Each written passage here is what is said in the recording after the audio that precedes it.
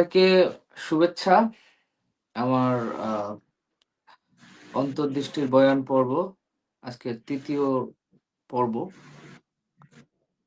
আজকের আমরা উপস্থিত হয়েছি বাংলাদেশ ছাত্রলীগের একজন তৃণমূল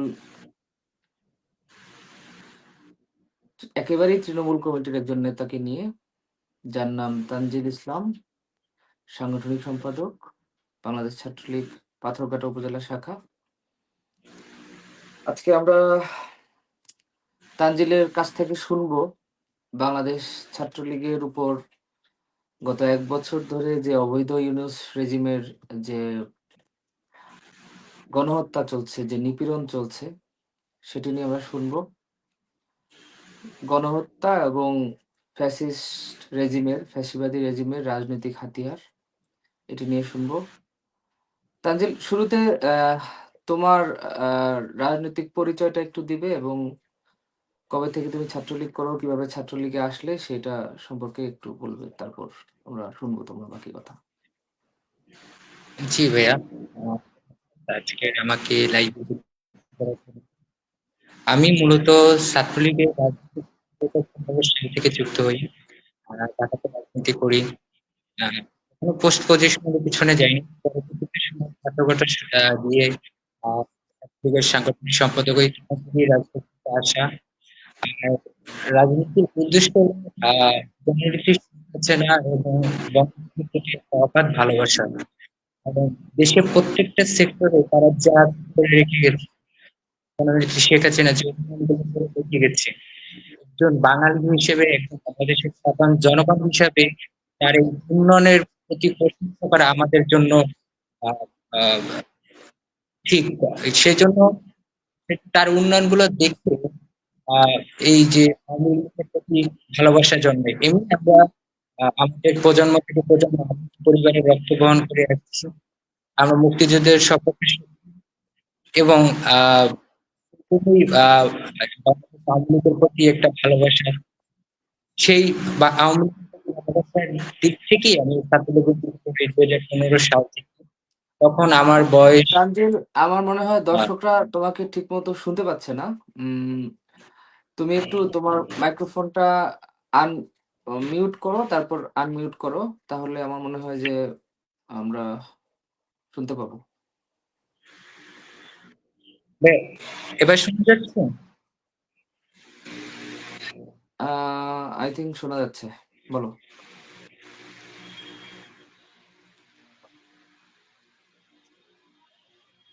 তুমি কবে থেকে ছাত্রলীগ করো, তানজিল?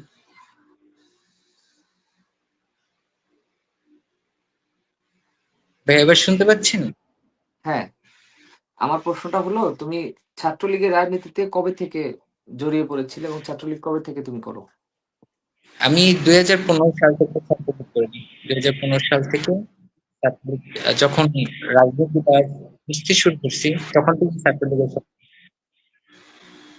তখন তুমি কোন ক্লাসে পড়ো? আমি অনার্স থার্ড ইয়ারে আছি। তো ২০১৫ এখন তো সালে তুমি কোন ক্লাসে 5ই ছিলে? আগস্টের পর আমাদের লেখাপড়া খুবই বন্ধ। কারণ আপনি জানেন, যেকোনো সেক্টরে আওয়ামী লীগ, ছাত্রলীগ, কর্মীদের পেলে যে পরিমাণ মব ভায়োলেন্স হচ্ছে, যে পরিমাণ তাদের প্রতি আক্রমণ হচ্ছে, সেই ক্ষেত্রে শিক্ষা ইনস্টিটিউশনে গিয়ে শিক্ষা গ্রহণ করা খুবই টাফ। তো এক ধরনের জীবন বাঁচানোর জন্যই আমাদের অন্তরাঙ্গে থাকতে হচ্ছে। আমার প্রশ্নটা হলো তুমি আ ২০১৫ সাল থেকে ছাত্রলীগ করো। তখন তুমি কোন ক্লাসে ছিলে? তখন আমি ভাইয়া ক্লাস 10 থেকে। ক্লাস 10 থেকে ছাত্রলীগ করো। তুমি কি পারিবারিকভাবেই ছাত্রলীগের রাজনীতিতে প্রবেশ করেছিলে? নাকি আম আ তোমার বিশ্ববিদ্যালয়ে ছাত্রলীগের নেতৃবৃন্দের আ আ গ্রুমিং অথবা তোমার পারিপার্শ্বিকভাবে যারা আ আ তোমার বন্ধু-বান্ধব, তোমার বড় ভাই, ছোট ভাই তাদের দ্বারা প্রভাবিত হয়ে কিভাবে আসলে তুমি ছাত্রলীগের রাজনীতিতে এসেছিলে? ভাইয়া আমার পরিবারে ছিল যে আমার বড় ভাই ছিল বরিশাল বিএম কলেজ ছাত্রলীগের আহ্বায়ক কমিটির সদস্য ছিল অতীতে। আমার মেজবাগ ইউনিয়ন ছাত্রলীগের সহ-সভাপতি ছিল।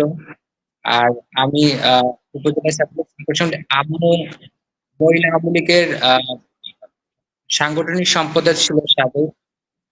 বাবা আওয়ামী লীগের সাথে রাজনীতি করতো। আর আহ, সেই থেকে অর্থাৎ আওয়ামী লীগের পরিবার থেকে আমার আওয়ামী লীগের প্রতি ভালোবাসা। এই এই আওয়ামী লীগের ভালোবাসার হাত ধরেই আমি ছাত্রলীগে নাম দিয়েছিলাম। তার মানে ছাত্রলীগের রাজনীতিতে আহ, তুমি পারিবারিক ভাবেই এই শিক্ষাটা পেয়েছো, আদর্শটা পেয়েছো, এভাবেই তুমি ছাত্রলীগের রাজনীতিতে এসেছো। বর্তমানে তুমি অনার্স থার্ড ইয়ারে অধ্যয়নরত ছিলে বলছিলে। তুমি কি তোমার তৃতীয় বর্ষের পরীক্ষাটি সম্পূর্ণ করতে পেরেছো? না ভাইয়া, পরীক্ষা দেওয়া সম্ভব হয়নি আমার জন্য। কারণ আপনি দেশের পরিস্থিতি জানেন, যে পরিমাণে ভায়োলেন্স হচ্ছে, পরীক্ষার হল থেকে ধরে নিয়ে ছেড়ে দিয়ে দিচ্ছে, মারছে। এই যে ক্রিটিক্যাল সিচুয়েশন করে, আর আফটার অল যান বাঁচানো খরচ, আর সেজন্য লেখাপড়া এখন স্থগিত আছে। আর মানে একটু সাবধানতা অবলম্বন করতে হচ্ছে। আচ্ছা। আহ, তোমাকে যারা ক্লাস পরীক্ষায় অংশ নিতে বাধা দিচ্ছে, তুমি কি তাদের রাজনৈতিক পরিচয় সম্পর্কে জানো? তারা কোন আদর্শ বা কোন মতাদর্শকে বিশ্বাস করে? ভাইয়া, যারা স্বাধীনতার বিপক্ষে শক্তি, যারা ৫ই আগস্টের ক্ষমতা কর্মযোগ করছে, বিভিন্ন জায়গায় মত করছে, চাঁদাবাজ করছে, সেটা পুরা বাংলাদেশ জানে কোন কোন দলগুলো এগুলা করতেছে। তো তারা তাদের সত্যসাই করতেছে এবং তাদের রাজনীতির আদর্শটাকে ধারণ করে।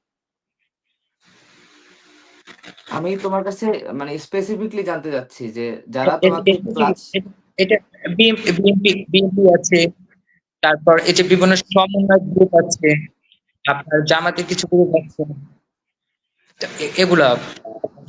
এবং নট অনলি আমি ফেসবুকে প্রচারণা করার জন্য আমাকে বিভিন্ন ধরনের হুমকি দেওয়া হয়, বিভিন্ন ধরনের যেমন আমাকে একটা ভয়েস ছিল, আমি এটাকে শোনাবো না যে, তোমাকে উপরে পাঠিয়ে দেওয়া হবে, এই ধরনের ভয়েস দিয়ে আমাকে করা হয়। কারণ আমি ৫ই আগস্টের পর থেকে একটু প্রচুর পরিমাণে দলের পক্ষে লেখার চেষ্টা করি। সেই জন্য আরো বেশি আমি এফেক্টেড হয়েছে। তার মানে তুমি বলতে চাচ্ছ তোমাকে যারা আজকে ক্লাস পরীক্ষায় অংশ নিতে দিচ্ছে না তারা বিএনপি, ছাত্রদল, জামায়াত শিবির এই রাজনৈতিক সংগঠনগুলোর কর্মী। তো আহ, হ্যাঁ, এই যারা তোমাকে ক্লাস পরীক্ষায় অংশ নিতে বাধা দিচ্ছে, তোমাকে তোমার গ্রামের বাড়িতে থাকতে দিচ্ছে না, বা তোমাকে তোমার শিক্ষা প্রতিষ্ঠানের আশেপাশে যেতে দিচ্ছে না, তারা কি তাদের শিক্ষা জীবনটি আহ, সঠিক সময়ে সঠিকভাবে সম্পূর্ণ করতে পেরেছিল এর আগে যখন আওয়ামী লীগ ক্ষমতায় ছিল? হ্যাঁ, আওয়ামী লীগ ক্ষমতায় থাকার সময় তো সবার শিক্ষা ব্যবস্থা স্বাভাবিক ছিল। কিন্তু এখন বর্তমান সময়ে শিক্ষা থেকে ক্ষমতার উদ্দেশ্য বেশি। এদের এদের উদ্দেশ্য শিক্ষা না, এদের উদ্দেশ্য আহ ভালো ডিলাইটফুল একটা লাইফ তৈরি করা না, এদের উদ্দেশ্য হলো ক্ষমতা। কোথায় তাদের ক্ষমতা দেখে তবে কোথা থেকে টাকা ইনকাম করতে পারবে, কোথা থেকে তাদের ব্যাংক ভর্তি করতে পারবে, তাদের ইন্টেনশন। আর যাদের ইন্টেনশন এগুলো থাকে, তারা তো কখনো একাডেমিক্যাল লাইফে কখনোই সফল হতে পারে না। কারণ একজন সঠিক ছাত্র, সে সবসময় লেখাপড়ার প্রতি মনোযোগী থাকবে। এবং রাজনীতি করাটা ভুল না, কিন্তু রাজনীতির জন্য কিভাবে করতে হয়, কিভাবে মানবিক হতে পারে, সেই জিনিসটা তাদের ভিতরে নেই। আর সেটা ৫ই আগস্ট বাংলাদেশ থেকে শেষ হয়ে যাচ্ছে। তাহলে এই যে মানুষগুলা যারা ছাত্রদল, বিএনপি, জামায়াত শিবির, তারা আওয়ামী লীগের ১৬ বছর বাংলাদেশের মাটিতে নির্বিঘ্নে বসবাস করলো, তাদের সন্তানরা নির্বিঘ্নে পড়াশোনা চালিয়ে গেল, তারা আহ, তাদের যে ব্যবসা প্রতিষ্ঠান সেটিও নির্বিঘ্নে চালিয়ে গেল, তাদের সন্তানরা আহ, শেখ হাসিনার সরকারের সময় যে নিরপেক্ষভাবে সরকারি চাকরির নিয়োগগুলো হয়েছে, সেখানে যে পরীক্ষাগুলো হয়েছে সেটা তারা চালিয়ে গেল। কিন্তু তারা যখনই সুযোগ পেয়েছে, যখনই আওয়ামী লীগ ক্ষমতা থেকে চলে গিয়েছে, তখন তারা আওয়ামী লীগের উপর হায়নার মতো ঝাঁপিয়ে পড়েছে।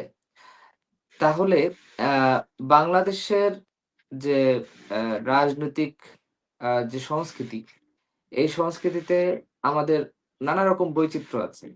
কেউ আ ডানপন্থী রাজনীতি করে, কেউ বামপন্থী করে, কেউ মধ্য বামপন্থী করে। আমরা দেখেছি যখনই আ আওয়ামী লীগ ক্ষমতা থেকে চলে যায়, তখনই আওয়ামী লীগের উপর এই বিভীষিকা নেমে আসে এবং সেটার সম্মুখ সারির আক্রমণের শিকার হয় ছাত্রলীগ। এবং আ ছাত্রলীগের কেন্দ্র থেকে তৃণমূল পর্যন্ত, তানজিল তুমি জানো কিনা কেন্দ্রীয় ছাত্রলীগের প্রায় ৪০ এর মতো আ সংখ্যা নেতাকর্মীকে আমাদের আ অ্যারেস্ট করা হয়েছে এবং আ জেলা উপজেলা পর্যায়ে আ কয়েক লক্ষাধিক আওয়ামী লীগ, ছাত্রলীগ, যুবলীগ, অন্যান্য সংগঠন মিলে কয়েক লক্ষাধিক নেতাকর্মীকে এখন পর্যন্ত অ্যারেস্ট করা হয়েছে। ছাত্রলীগেরই মিনিমাম ৫০,০০০ নেতাকর্মী। তাহলে ভবিষ্যৎ বাংলাদেশে যখন আওয়ামী লীগ আবার ক্ষমতায় আসবে, ওই বাংলাদেশে আ তুমি আ এই যে আজকে যারা অন্যায়, অবিচার, জুলুম করছে, তুমি এদের জন্য আসলে অ্যা আ কি ধরনের আ আ পরিণতি চাও? কি ধরনের শাস্তি চাও? যারা আ নি যারা নিজেরা আ ১৬ বছর আ সুখে শান্তিতে ছিল, আ সবই করেছে, ব্যবসা করেছে, রাজনীতি করেছে, চাকরি করেছে, সন্তানদের স্কুল কলেজে পাঠিয়েছে। তাদের জন্য তুমি সামনে যখন আমরা এই দেশকে আবার রিক্লেম করব, সেই সময়টাতে তুমি একজন তৃণমূলের কর্মী হিসাবে আ আমার এই লাইভটি আ এই মুহূর্তে আ পাবলিকলি সম্প্রচার হচ্ছে। আমি লন্ডনে আছি, এটা সবাই জানে। অ্যা এই লাইভগুলো আমরা আ করার একটি বিশেষ উদ্দেশ্য আছে। আমাদের তৃণমূলের নেতাকর্মীদের উপর কি ধরনের অত্যাচার, নিপীড়ন হচ্ছে, সেটিকে বিশ্ববাসীর কাছে তুলে ধরা এবং হচ্ছে সারা দেশের মানুষের কাছে তো মানুষ তো জানেই ইতিমধ্যে। কিন্তু বিশ্ব বিবেকের কাছে তুলে ধরার একটি আ প্রয়াস আছে। তো সে জায়গা থেকে তুমি কি ধরনের প্রত্যাশা করো যে এই যে যারা জুলুম, মববাজ, জুলুমবাজ, হত্যাকারী, নির্যাতনকারী, নিপীড়নকারী তাদের জন্য? জি ভাইয়া, এই প্রশ্নটার উত্তর দেওয়ার আমি একটু ১৯৭৫ সালের উত্তরটা দিতে চাই। ১৯৭৫ সালে বঙ্গবন্ধু এবং তার সহপরিবার শেখ রাসেলকে তারা বাদ দেয়নি। সপরিবারে হত্যাকাণ্ড হত্যা করে। এর পরবর্তীতে সময় আওয়ামী লীগের আউশ প্রেরণ করতে পারেনি কেউ বাংলাদেশে। কিন্তু যখন জনগোষ্ঠী শেখ হাসিনা বাংলাদেশে আসলো, যখন জাগরণ ঘটলো, তখন কিন্তু জননেত্রী শেখ হাসিনা চাইলে তাদের প্রত্যেকটা হত্যাকারীদের চিরে প্রকাশ্যে শাস্তি দিতে পারতেন।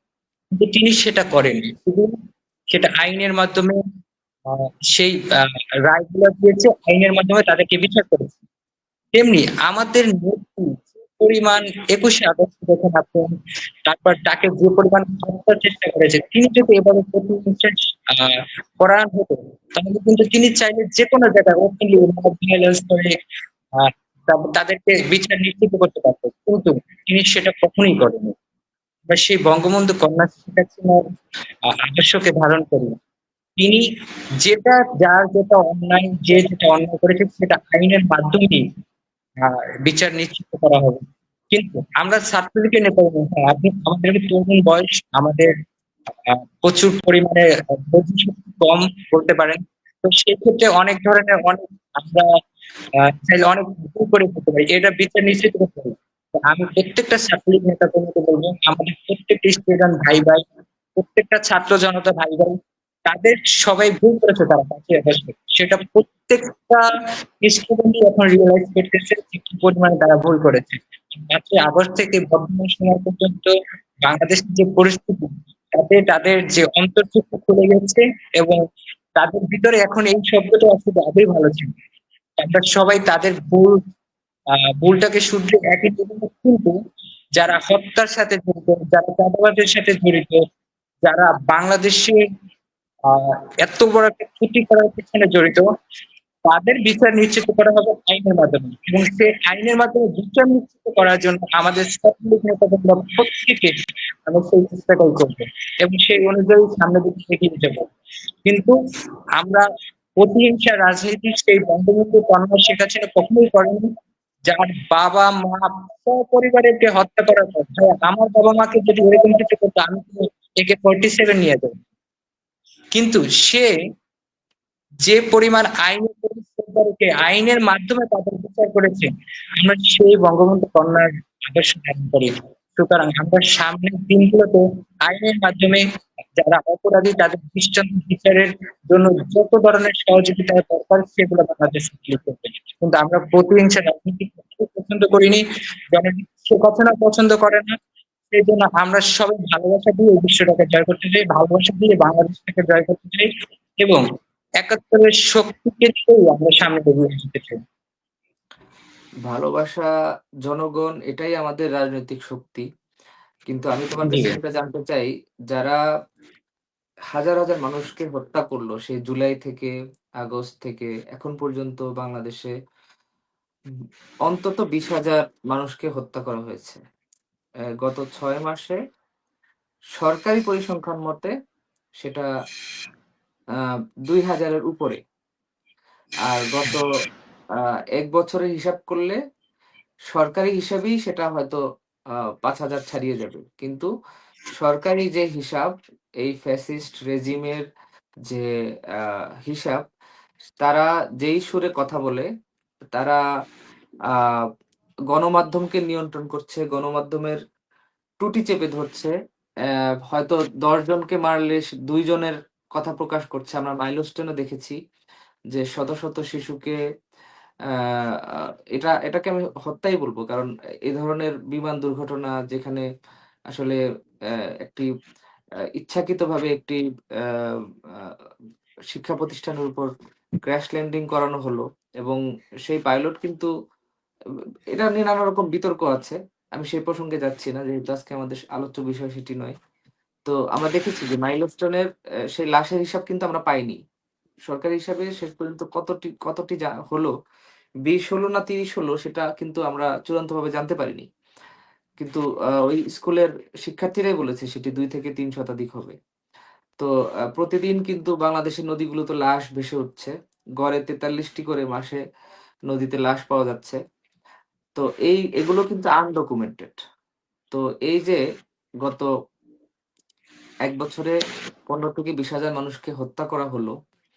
যারা হত্যা করলো, যারা ধর্ষণ করলো, যারা ঘরবাড়ি পুড়িয়ে দিল, যারা ছাত্রলীগের নেতৃবৃন্দর শিক্ষা জীবন নষ্ট করলো, তাদের বাবা-মাদের ব্যবসা প্রতিষ্ঠান নষ্ট করলো, চাকরি কেড়ে নিল, ঘরবাড়ি কেড়ে নিল। যারা এই ফৌজদারি অপরাধে যারা জড়িত এবং গণহত্যার সাথে যারা জড়িত। গণহত্যা একটি আন্তর্জাতিক অপরাধ এবং যেকোনো ফ্যাসিস্ট রেজিমের, যেকোনো ফ্যাসিবাদী রেজিমের শক্তিই হচ্ছে এই গণহত্যা।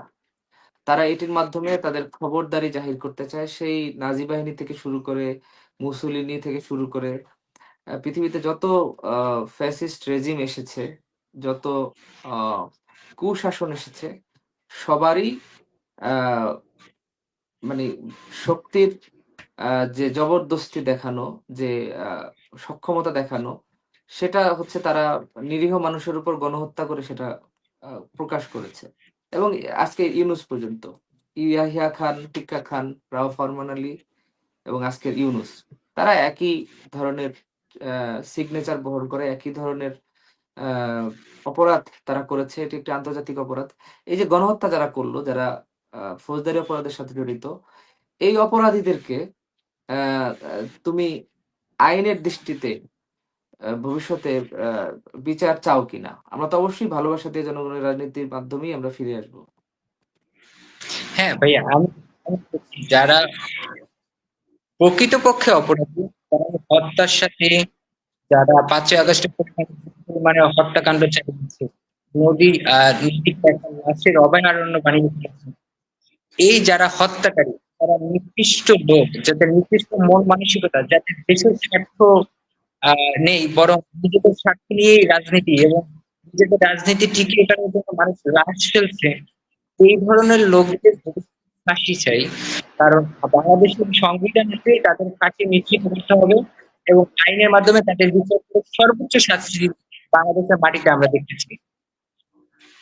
আর ইনশাল্লাহ হবে, সেই অপেক্ষায় আমরা আছি। আমরা কখনো মনোবল ভেঙে ভেঙে যায় না, কারণ আসলে নেতাকর্মীরা কখনো ভয় পায় না। সেই জন্য ইনশাল্লাহ ভবিষ্যতে আমরা দেখতে পারবো যে সর্বোচ্চ শাস্তি মৃত্যুদণ্ডটা আমরা যেন চোখে দেখে যেতে পারি। এটা জননেত্রী শেখ হাসিনার প্রতি আমাদের অনুরোধ।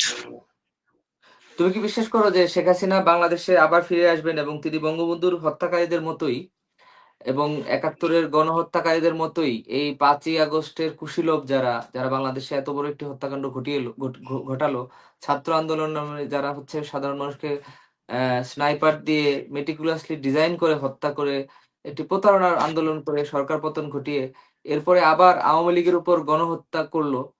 তুমি কি মনে করো শেখ হাসিনা তার অতীতের মতো বঙ্গবন্ধু হত্যাকারীদের মতো, একাত্তরের গণহত্যাকারীদের মতো এদেরকেও বিচারের সম্মুখীন করতে পারবে? ভাইয়া, এটা মনে করার কিছু না, এটা আত্মবিশ্বাস। আপনি বাংলাদেশ আওয়ামী লীগের অতীতের রাজনীতি দেখেন, পাকিস্তান আমলে আওয়ামী লীগকে নিষিদ্ধ করেছিল, এরপর কিন্তু পাকিস্তানি নিষিদ্ধ হয়ে গেছে। ছাত্রলীগ বারবার নিষিদ্ধ হয়েছিল, বারবার ফিরে এসেছে।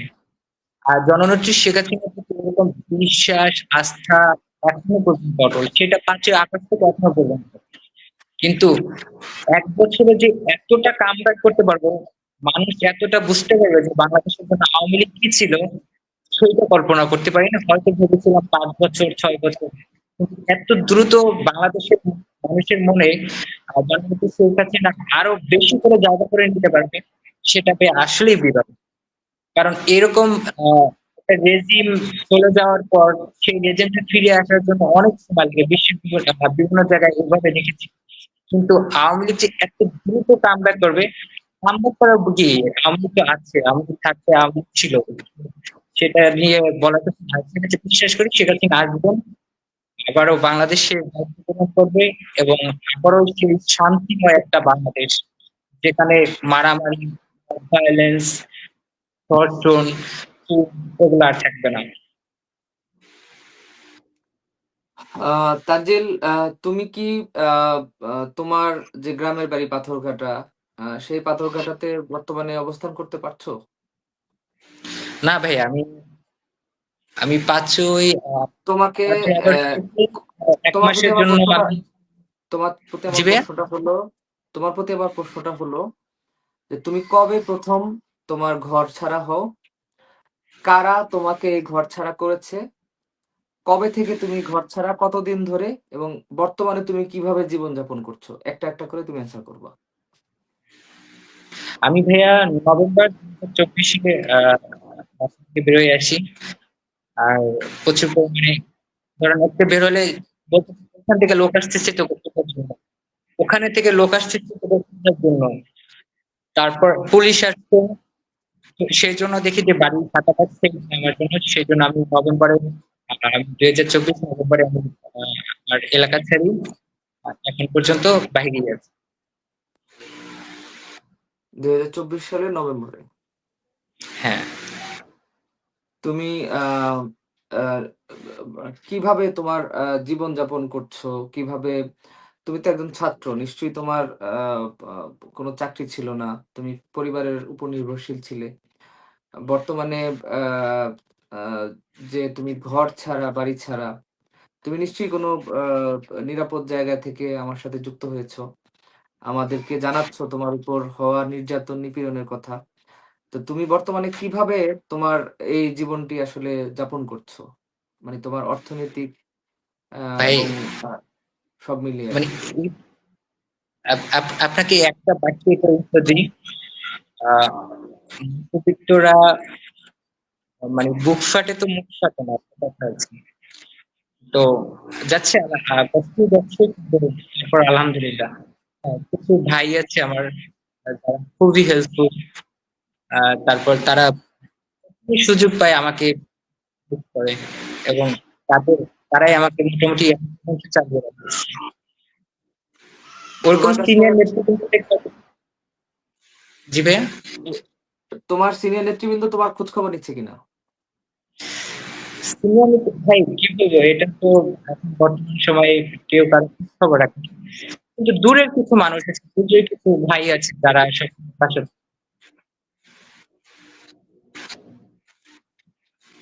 আচ্ছা, তোমার যারা সহযোদ্ধা ছিলেন যারা তোমার সাথে রাজনীতি করতেন, তোমার ছোট ভাই, তোমার বন্ধু, তোমার বড় ভাই, আ তোমার চেনা পরিচিতদের মধ্যে ৫ আগস্ট পূর্ববর্তী সময়, পরবর্তী সময়ে থেকে শুরু করে এখন পর্যন্ত তারা তারা কেউ হত্যার শিকার হয়েছে কিনা? তারা কেউ আ মব বা নির্যাতনের শিকার হয়েছে কিনা? তারা কেউ জেল জুলুমের শিকার হয়েছে কিনা? আ তোমার মতোই তাদেরকে আ কাকে ক্লাস পরীক্ষা থেকে আ বঞ্চিত করা হয়েছে, যেটি তার মৌলিক অধিকার, শিক্ষা আমাদের সাংবিধানিক অধিকার। তুমি যদি একটু আ এই বিষয়টি আমাদেরকে জানাতে আরকি। হ্যাঁ, আমার ৫ই আগস্টের পর থেকে অনেক ছোট ভাইকে অনেক হামলার শিকার হয়েছে। এর ভিতরে আমার ছোট আছে নাইম, তো আপনার বাজারে বাবা-মায়ের জন্য বাজার করতে গেছিল। তো সেখানে বসি ছেলেপেলে তাকে পরিমাণে মেরেছে। পরবর্তীতে সময় আমি ফোন দিয়ে বিভিন্নভাবে লোকে ওকে উদ্ধার করে নেওয়া হয়। এরপর আমার আরো কিছু ছোট আছে যারা বাড়িতে গেছিল তুমি তুমি আপনার কার কথা পরীক্ষা বলছিলে? সে কি সে কি হত্যার শিকার হয়েছে? না ভাই, নির্যাতনের শিকার হয়নি। তবে আমি হত্যার উদ্দেশ্যেই গেছিল, কিন্তু তাকে উদ্ধার করে নেওয়া হয় আরকি। স্থানীয় জনতা তাদেরকে সেভ করে। তোমার চেনা পরিচিত কেউ কি হত্যার শিকার হয়েছে কিনা? তুমি যদি সেটি আমাকে জানাতে। না, আমার এখন আপাতত আমার ছোট ভাই বা আমাদের সার্কেলে ওরকম হত্যা হয়নি, তবে মানে প্রচুর তোমার পরিমাণ উপজেলায় নির্যাতনের শিকার তোমার হয়েছে। ছাত্রলীগ নেতা কর্মীদের মধ্যে এখন পর্যন্ত কেউ হত্যার শিকার হয়নি, তবে নিপীড়ন নির্যাতনের শিকার হয়েছে। হ্যাঁ, আচ্ছা। এদের মধ্যে কেউ কি পঙ্গু হয়েছে কিনা? বা উম এদের মধ্যে কয়েকজনকে জেলে নেওয়া হয়েছে, এই বিষয়টি যদি তুমি জেনে থাকো আমাদেরকে একটু জানাবে। হ্যাঁ, এর ভিতরে আমাদের ছাত্রলীগের উপজেলা ছাত্রলীগের পল্লী ছাত্রলীগের একজন কর্মী ইচ্ছা ওকে আপনার আহ, আহ, ৫ই আগস্ট ১৫ই আগস্টের পরেই তাকে গ্রেপ্তার করা হয়। ও জেল থেকে এখন বের হয়ে আছে, এখন জামিনে আছে। কিভাবে তারপর এই গতকাল আমাদের বরগুনা জেলা ছাত্রলীগের ভাই মারজান ভাইকে গ্রেপ্তার করা হয়। এভাবে মানে যখন তাকে পাচ্ছে তাকেই ধরে নিয়ে যাচ্ছে। বরগুনা জেলা ছাত্রলীগের মারজান সে কি রাজশাহী ইউনিভার্সিটির ছাত্র ছিল? না, সে রাজশাহী ইউনিভার্সিটির চাকরি ছিল না, সে বর্তমানে জেলে। আচ্ছা, আচ্ছা। তোমার চেনা পরিচিত এখন পর্যন্ত কতজনকে গ্রেফতার করা হয়েছে বিনা আ ওয়ারেন্ট, বিনা অভিযোগ, শুধুমাত্র মিথ্যা মামলার উপর ভিত্তি করে শুধুমাত্র কয়েকজনকে? আমার তো আমাদের পাঠকতার বাহিরেও আমরা একটা পরিচিতি আছে। সেই পরিচিতি থেকে আমার চোখে দেখা এখন ১ থেকে ২০ উপরে বিনা মামলায় তারপরে একটা মিথ্যা সাজানো মামলা, বানোয়াট মামলায় গ্রেপ্তার করা হয়েছে। সেগুলোর আমি প্রতি বছর অনেক সময় কতজন? ফেসবুকে পোস্ট করেছি, প্রচারণা করেছি। কতজন? ১০০-১৫০ উপরে। তাদেরকে মিথ্যা বানোয়াট মামলায় গ্রেফতার করা হয়েছে। জি ভাইয়া। এদের মধ্যে কেউ কি জামিনে বের হতে পেরেছে, বা কতজন আনুমানিক জামিনে বের হতে পেরেছে? আনুমানিক ৫ থেকে ৬ জন জামিনে বের হয়েছে। অর্থাৎ ৫ মানে থেকে ৬ আ জন জামিনে বের হতে পেরেছে, আর রাজনীতি বেশিরভাগই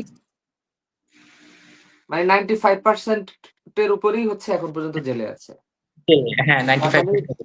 মিথ্যা মামলায় শুধু গ্রেপ্তারি করছে না, জামিন যে তার একটি আইনগত অধিকার, সেই অধিকার থেকেও তাকে বঞ্চিত করা হচ্ছে। কারণ এই ফ্যাসিবাদী আ রেজিমের অধীনে যে বিচার ব্যবস্থা, সেই বিচার ব্যবস্থাটিও একটি ফ্যাসিবাদী বিচার ব্যবস্থা। তারা আওয়ামী লীগের নেতাকর্মীদেরকে, আমাদের মধ্যে আরেকজন আসলে জয়েন করার জন্য আ রিকোয়েস্ট করেছে। আমি তাকে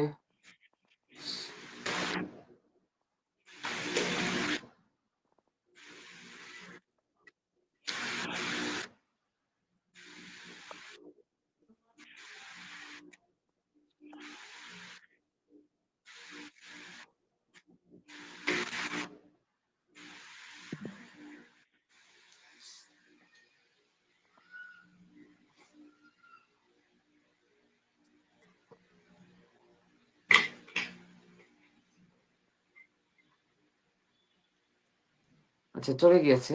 আবার জয়েন করলে আমি তাকে নিতে পারব। তার মানে এই যে বিচার ব্যবস্থাটি, এই বিচার ব্যবস্থাটিও একটি ফ্যাসিবাদী বিচার ব্যবস্থা। শুধুমাত্র আওয়ামী লীগ করার কারণে, শুধুমাত্র ছাত্রলীগ করার কারণে তাদেরকে জামিন দেওয়া হচ্ছে না। আমি বিশেষত বলতে পারি, যেমন ঢাকা বিশ্ববিদ্যালয় এলাকাতে কিন্তু কোনো ধরনের কোনো আহ, আহ, মানুষ কিন্তু মৃত্যুবরণ করেনি। সেটা জুলাইতেও না, আগস্টেও না। কিন্তু ঢাকা বিশ্ববিদ্যালয়ের সাধারণ সম্পাদককে এখন পর্যন্ত জামিন দেওয়া হয়নি, তাকে আটকে রাখা হয়েছে। একের পর এক হত্যা মামলায় তাকে গ্রেফতার দেখানো হচ্ছে। আন্তর্জাতিক অপরাধ ট্রাইব্যুনালেও তাকে আহ, আসামি হিসাবে অভিযুক্ত করা হচ্ছে। কিন্তু ঢাকা বিশ্ববিদ্যালয় এলাকায় কিন্তু কোনো ধরনের কোনো হত্যাকাণ্ডই হয়নি। এবং এই হত্যাকাণ্ডগুলো বাইরে যারা যে সকল হত্যাকাণ্ড ঘটেছে বিভিন্ন জেলায়, উপজেলায়, মহানগরে, ঢাকা শহরের বিভিন্ন জায়গায়, এই হত্যাকাণ্ডগুলো প্রত্যেকটি ছিল জামায়াত শিবিরের মেটিকুলাসলি ডিজাইন করা একটি হত্যাকাণ্ড। তারা স্নাইপারের মাধ্যমে টার্গেট কিলিং করেছে। মুগ্ধ, আবু সাইদ, আবু সাইদের বাবা কিন্তু ট্রাইব্যুনালে এসে স্টেটমেন্ট দিয়েছে যে আবু সাইদের মাথার পিছনে রক্ত ঝরছিল, গুলি হয়েছে মাথার পিছনে।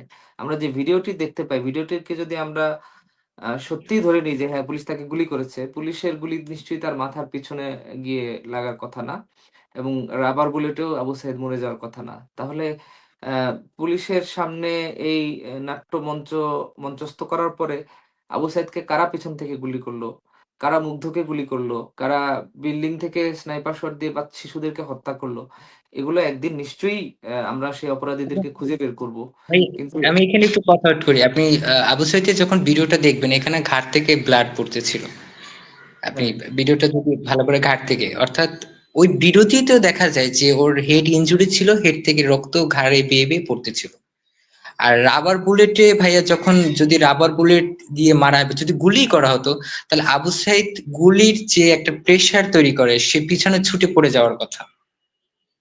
ওখানে দেখতেই তো হ্যাঁ। বোঝা যায় ভাই যে ওটা রাবার বুলেট ছিল। আপনি যদি কাউকে যদি এইভাবে আপনার কত একটা 5 থেকে 7 মিটার দূর থেকে গুলিটা করা হয়েছে, তো ক্লোজ ক্লোজ রেঞ্জ থেকে, তো ক্লোজ রেঞ্জ থেকে গুলি করা হলো, যদি লেথার না, ওয়েপন আরো একটি ব্যবহার করা মজার হতো। তথ্য তানজিল তোমাকে আমি জানাতে চাই। আবু সাইদকে যদি তর্কের খাতিরে ধরেও নেই যে পুলিশ হত্যা করেছে, আবু সাইদ যে বিশ্ববিদ্যালয়ের শিক্ষার্থী, বেগম রোকেয়া বিশ্ববিদ্যালয়, বেগম রোকেয়া হ্যাঁ, বিশ্ববিদ্যালয় কর্তৃপক্ষ ওই বিশ্ববিদ্যালয়ের 71 জন শিক্ষার্থী, শিক্ষক, কর্মকর্তা, কর্মচারী সহ টোটাল 71 জনকে বহিষ্কার করেছে আবু সাইদকে হত্যার দায়। তাহলে আমার কথা হলো, আবু সাইদকে আসলে মারলো কারা? পুলিশ? ওই বেগম রোকেয়া বিশ্ববিদ্যালয়ের কোনো শিক্ষার্থী, কোনো কর্মচারী, কোনো শিক্ষক, কোনো কর্মকর্তা? মানে আবু সাইদকে আসলে কে মারলো? মানে এই আহ, জুলাই ষড়যন্ত্রের মাধ্যমেই কিন্তু তাদের একটি ষড়যন্ত্রী রেজিম এসেছে। তারাই কিন্তু এই অভিযোগগুলো তুলছে। তারা একবার পুলিশকে কনভিক্টেড করছে, একবার শেখ হাসিনাকে কনভিক্টেড করছে, একবার ছাত্রলীগ করছে, আবার শিক্ষার্থীদের করছে, আবার শিক্ষকদের করছে। তাহলে এক আবু সাইদকে আসলে কতজন মারলো? মানে আমার প্রশ্নটা এবং আসলে এই জায়গায়। ভাইয়া, এখন একটা ফানি, যদি তারা সুযোগ পায় মঙ্গল গ্রহকেও আসামি করে ফেলবে, কারণ সে উপস্থিত ছিল। মানে তুমি বলতে চাও যে ওই সময় উপস্থিত দৃশ্যমান যা কিছু আর কি, চন্দ্র, সূর্য, গ্রহ, তারা, হ্যাঁ, নক্ষত্র যা যা ছিল সবাই আসলে আসামি। রাস্তার রাস্তার ইটও দায়ী। আচ্ছা। তো এই যে দেশটাকে ওরা আবু সাইদ করে দিল, পুরা দেশটাকে আসলে আবু সাইদ করে দিল। ঠিক আছে, মানে আবু সাইদ নামটা শুনলে যেরকম একটা অনুভূতি আসে, বাংলাদেশটা আসলে এখন ওরকম একটি পর্যায়ে আছে। তো এই যে দেশটাকে ওরা আবু সাইদ করে দিল, এই যে একটি আহ, সক্ষম অর্থনীতির দেশকে ওরা চোখের সামনে ভঙ্গুর অর্থনীতিতে পরিণত করলো। লক্ষ লক্ষ কৃষক, লক্ষ লক্ষ শ্রমিক, লক্ষ লক্ষ চাকরিজীবী আজকে বেকার। তারা আহ শ্রমের দাম পাচ্ছে না, চাকরি হারা, অনেকের চাকরি হচ্ছে না। আগে যখন শেখ হাসিনা সরকারে ছিলেন, তখন প্রত্যেক সপ্তাহে হচ্ছে চাকরির আহ উত- পরীক্ষার উৎসব লেগে যেত। ঢাকা শহরের কলেজগুলোতে, বিশ্ববিদ্যালয়গুলোতে প্রত্যেক শুক্রবারে 2-3টা করে চাকরি পরীক্ষা হতো। কিন্তু তুমি যেহেতু এই প্রজন্মের একজন তানজিল, আমি তোমার কাছে জানতে চাই, তোমার বন্ধু বান্ধব যারা চাকরি প্রত্যাশী, যারা কোটার জন্য আন্দোলন করলো, তাদের আসলে এখন চাকরির কি অবস্থা, এটা একটু আমি জানতে চাচ্ছি আর কি। জি ভাই, আমি একজন তৎকালীন সমন্বয়কের সাথে, সে আমার খুব কাছের একজন বন্ধু ছিল। আমি তার সম্পর্কে একটু বলবো। সে বলতেছে যে এক কোঠা থেকে বাঁচার জন্য আন্দোলন করলাম, আমরা এক দফার সাথে যুক্ত ছিলাম না, কিন্তু কোঠা আন্দোলনের সাথে। আমি তখন বলেছি বাংলাদেশ ছাত্রলীগও কোঠা আন্দোলনের পক্ষে ছিল। হ্যাঁ, পক্ষে ছিল বলেই এত সম্ভব হয়েছে মাঝখানে। তো এরপরে ও বলতেছে যে 5ই আগস্টের পর দেশে যে পরিস্থিতি দেখছি, গার্মেন্টস সেক্টর বন্ধ, শিক্ষা ব্যবস্থা, সেশন জট থেকে শুরু করে সব ধরনের অকারেন্স, ভবিষ্যতে চাকরি পাবো কি পাবো না সেই চিন্তাই নেই। অর্থাৎ আমরা মানে কি জন্য করলাম আর কি পেলাম। তো এরকম প্রত্যেকটা ছাত্র সমাজে প্রত্যেকটা যারা রাজনীতি সচেতন কিন্তু রাজনীতির সাথে যুক্ত না, যারা একদম ফ্লো মে আন্দোলনে নেমে গেছিল, কিছু বুঝে না বুঝে অনেকেই যুক্ত হয়েছিল, তারা সবাই এখন রিয়েলাইজ করতেছে যে আগে যে পরিমাণে 1 তারিখে বই পাইতো সবাই, এখন আপনার 5-6 মাস পর নতুন বইও আসে না হাতে। তো এইভাবে যে চলমান যে প্রক্রিয়াটা যে চলতেছে বর্তমানে, তো সেই ক্ষেত্রে শিক্ষা ব্যবস্থা ভাই একদম ভঙ্গুর পর্যায়ে। চাকরি তো দূরের কথা, আপনি এখন যদি আমি মনে করি এই যে ইয়াং জেনারেশন যারা মেধাবী দাবি করে, এদেরকে যদি আপনি কোনো এক্সামে বসান না কেন, একটাও চাকরি পরীক্ষা পাশ করবে না। আপনি এদের এদের এদের কথাবার্তা বললেই বুঝবেন, এরা যে মিডিয়া ট্রায়ালে কথা বলে, তাদের যে চাকরি ল্যাঙ্গুয়েজ, তাদের যে ওয়ার্ড গুলো তানজিল, উচ্চারণ করে। তোমাকে আমি আরেকটু বিষয় জানাতে চাই, সেটা হচ্ছে চাকরির পরীক্ষায় পাশ করার প্রসঙ্গটা তো পরে আসবে। চাকরির পরীক্ষায় এখন যেটা চলছে দেশে, বিসিএস থেকে শুরু করে প্রথম শ্রেণীর যে সরকারি চাকরিতে, এখানে কিন্তু আহ, কারা আহ, কিভাবে সার্কুলার দিচ্ছে, কারা নিয়োগ পাচ্ছে, কারা চাকরি পাচ্ছে, আগে সবকিছুই কিন্তু স্বচ্ছ ছিল। আর এখন দেখা গেল যে ফেসবুকে বাংলা বানানটাও যে ঠিকমতো লিখতে পারে না, হঠাৎ করে দেখা গেল সে পুলিশ ক্যাডার, সে প্রশাসন ক্যাডার, জনপ্রশাসন ক্যাডার, সে পররাষ্ট্র ক্যাডার। হয়তো বাংলা একটা স্ট্যাটাস লিখতে গেলে, 10টা বানান লিখতে গেলে যার 20টা ভুল হয়, সেও দেখলাম যে পররাষ্ট্র cadre, police cadre.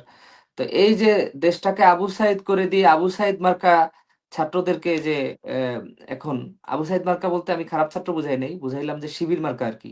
Abu Saeed তো শিবিরের নেতাকর্মী ছিল, শিবিরের কর্মী ছিল আবু সাইদ, এবং সেটা শিবির স্বীকারও করেছে। আবু সাইদের অতীত যে যে ফেসবুক কর্মকাণ্ড সেখানেও উল্লেখ ছিল। তো এই যে আবু সাইদ মার্কা, মানে এই শিবির মার্কা ছেলেপেলে গুলোকে যে এখন বাংলাদেশের রাষ্ট্রযন্ত্রের পদে পদে কোন রকম পরীক্ষা, নিয়োগ পরীক্ষা ছাড়া তাদেরকে যে আহ, আহ, দিয়ে দেওয়া হচ্ছে। তুমি চাকরির পরীক্ষায় যে তুমি পাশ করার প্রসঙ্গটা তুললে, পাশ করা তো অনেক পরের বিষয়। চাকরির নিয়োগ হচ্ছে সেটাই কেউ জানতে পারছে না, সার্কুলার হচ্ছে গোপনে, এবং সেটা কেউ জানতেই পারছে না। তো এই যে দেশটাকে ওরা আবু সাইদ করে দিল, ভাই এবং এবং আর ভাই বলো। এখানে আরেকটা জিনিস লক্ষ্য করতেছেন যে যখনই দেশে কখনো প্যান্ডামিক, মব ভায়োলেন্স, হত্যার শিকার, তখনই আপনি বিভিন্ন বাংলাদেশের মিডিয়াগুলো, যে ইউনূস সরকার সমর্থিত যে মিডিয়াগুলো বলি আমি, যে আগে বলতাম যে পিটিভি শুধু বাতাবি লেবু দেখায়, এখন প্রত্যেকটা চ্যানেলই বাতাবি লেবু দেখায়। যখনই দেখবেন আরএফএল এ 2000 লোক নিয়োগ, ই ব্যাংকে 2000 নিয়োগ, আমি প্রত্যেকটা লিঙ্কে ঢুকলাম, ঢুকে ক্লিক করলাম, কোনো ধরনের ডিটেলস নাই, কিছু নাই। অর্থাৎ মানুষকে যারা এখন অর্থ কষ্টে আছে তাদেরকে ডাইভার্ট করার জন্য সেই নিউজ গুলো দেওয়া হয়। আর আচ্ছা, অথচ এই নিউজ আমাদের মাঝে একজন উপস্থিত হয়েছেন, নকিব আশরাফ চৌধুরী, ছাত্রলীগের একজন কর্মী, আহ গাজীপুর, আহ, গাজীপুর থেকে উঠে আসা আমাদের একজন তৃণমূলের কর্মী। তো নকিব, তোমার সাথে তোমাকে আমি পরিচয় করে দেওয়ার কিছু নাই। তুমি ইতিমধ্যেই পরিচিত সারা দেশের নেতা কর্মীদের কাছে। তোমার কাছে আমি একটি প্রশ্ন রাখতে চাই, সেটা হচ্ছে উম এই যে দেখা যাচ্ছে যে ইউনূস সরকার যখনই কোনো চাপে পড়ে, যখনই এই আহ, আহ, সমন্বয়কদের, এই জঙ্গিদের, এই চাঁদাবাজদের কোনো চাঁদাবাজির খবর, হ্যাঁ, 200-300 কোটি টাকা লুটপাটের খবর বাংলাদেশের কোনো মিডিয়ায় প্রকাশিত হয়, এর 2-1 দিনের মধ্যেই দেখা যাচ্ছে যে কোনো এক জুলাইয়ের চুক্তিযোদ্ধা শহীদ হয়ে যায়, হঠাৎ করে মারা যায় হাসপাতালে। তোমার কাছে কি মনে হচ্ছে যে এই যে আহ, আহ, যারা এই যে ডলারের মাধ্যমে যারা রাস্তায় ডলার, মার্কিন কালার রেভলিউশনকে সফল করতে যারা ডলার পেয়ে, ডলার খেয়ে যারা এই যে জুলাইতে মব সৃষ্টি করেছিল, সন্ত্রাস করেছিল, পুলিশের পুলিশকে মারতে গিয়েছিল, এবং পুলিশকে মারতে গেলে তো পুলিশ সেটার পাল্টা ব্যবস্থা নিবেই, খুব স্বাভাবিক, যে কোনো সভ্য দেশে নিবে, সেটা আমেরিকাও নিবে, ইউকেও নিবে, অস্ট্রেলিয়াও নিবে, কানাডাও নিবে, ইভেন সুইজারল্যান্ডও নিবে।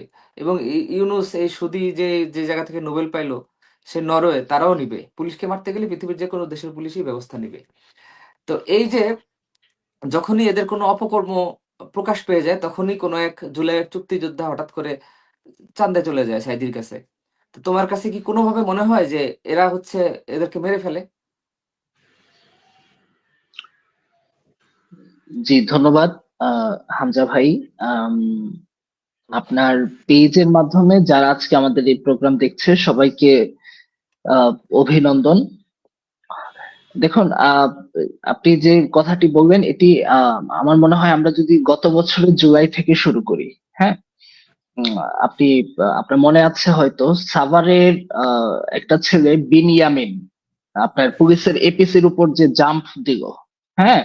হুম। তো সেখানে আহ আহ, প্রত্যক্ষদর্শী সেখানকার উপজেলা চেয়ারম্যান আছে, সেখানকার স্থানীয় যারা রাজনীতিবিদরা সেখানে ছিল, তাদের আম, একদম স্পষ্ট, এবং সেখানে যে পুলিশ সদস্যরা ছিল তাদেরও সেখানে স্পষ্ট সেই ঘটনার বক্তব্য হচ্ছে ওভারব্রিজের উপর ছেলেটা দাঁড়ানো ছিল, হ্যাঁ, নিচে এপিসি, সে ওভারব্রিজের উপর থেকে পুলিশের এপিসির উপর হাতে একটা চাকু, আপনার এটা সুইচ গিয়ার বলে, তা চাকুর মতো একটা, এটা আপনার কিশোর গ্যাংদের কাছে এটা থাকে।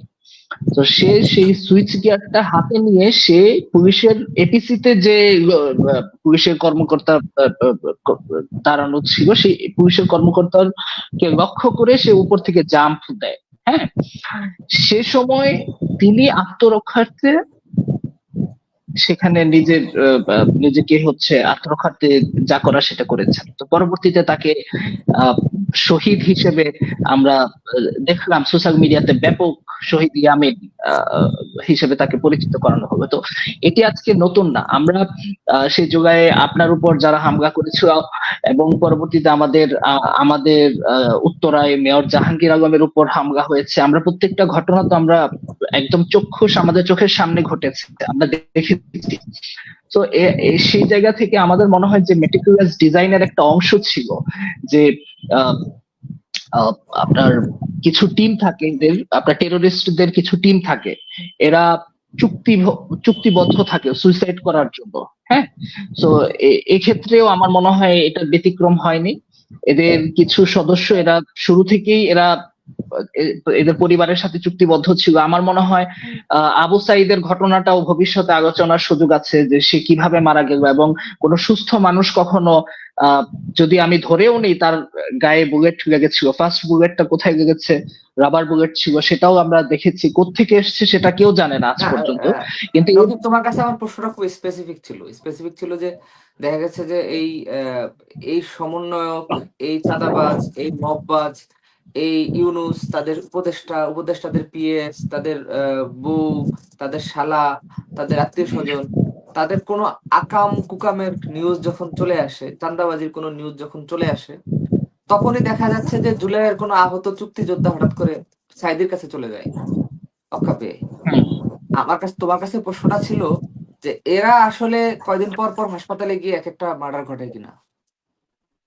না, এটা এটা তো হতেই পারে। আপনি বিভিন্ন যে হাসপাতালগুলো তারা একদম নিয়ন্ত্রণ করে রেখেছে, আপনি প্রত্যেকটা হাসপাতালের খবর নেন, সেখানে সাধারণ পেশেন্টরা যেতে পারছে না, হ্যাঁ। এটা একদমই তাদের নিয়ন্ত্রিত একটা এরিয়া। সো সেখানে কি হচ্ছে সাংবাদিকরা জানেন, আমাদের গণমাধ্যম কর্মীরাও জানতেছে না। এখানে এবং প্রশাসনের অনেকগুলো লোকজন হাসপাতাল এদের যাওয়ার হাতে বন্দি, অনেকগুলো হাসপাতালের প্রশাসন এদের হাতে বন্দি। বন্দি। আপনি দেখবেন এদের কথার বাইরে কোনো কথা হচ্ছে না, সেখানে হাসপাতালের স্বাভাবিক কার্যক্রম, সেখানে রোগীরা ভর্তি হতে পারছে না, সেই সিট গুলো তাদের নিয়ন্ত্রণে আছে।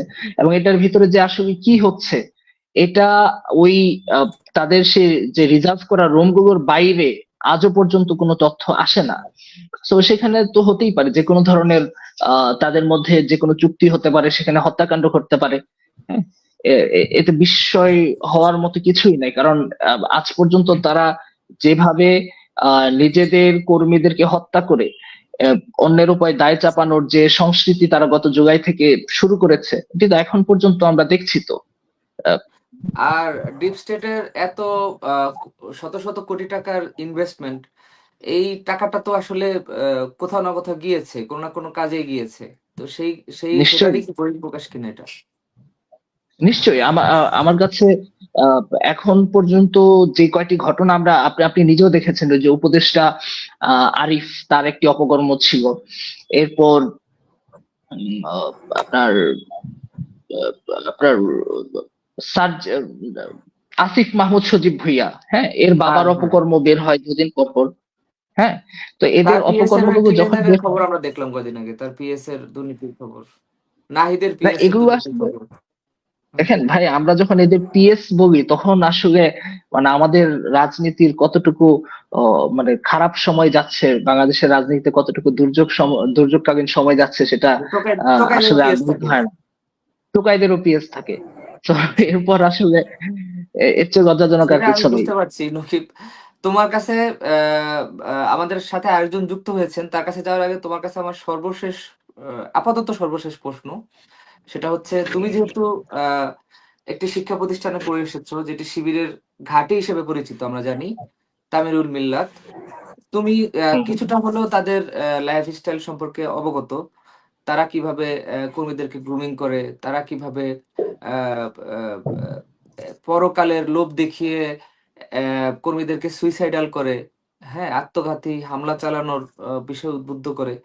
তো তোমার শিক্ষা জীবনে তুমি এরকম দু একটি ঘটনা কি উল্লেখ করবা কিনা, যে বাংলাদেশে যে 24 সালে যে জঙ্গি হামলাটা হলো, সেটা আসলে কিভাবে ড্রেস রিহার্সাল করা হলো, কিভাবে তারা কিভাবে এটার প্রস্তুতি আসলে নিল? জি, ধন্যবাদ। আমি আহ, আহ, এটি খুব চমৎকার একটা প্রশ্ন করেছেন। আমি যেখানে আহ, আমি 10ম শ্রেণী পর্যন্ত পড়াশোনা করেছি, তামিরুল মিল্লাত, হ্যাঁ, এটি আমি 8ম শ্রেণী থেকে 10ম শ্রেণী, আমার 3 বছর ছিল ওই শিক্ষা প্রতিষ্ঠানে।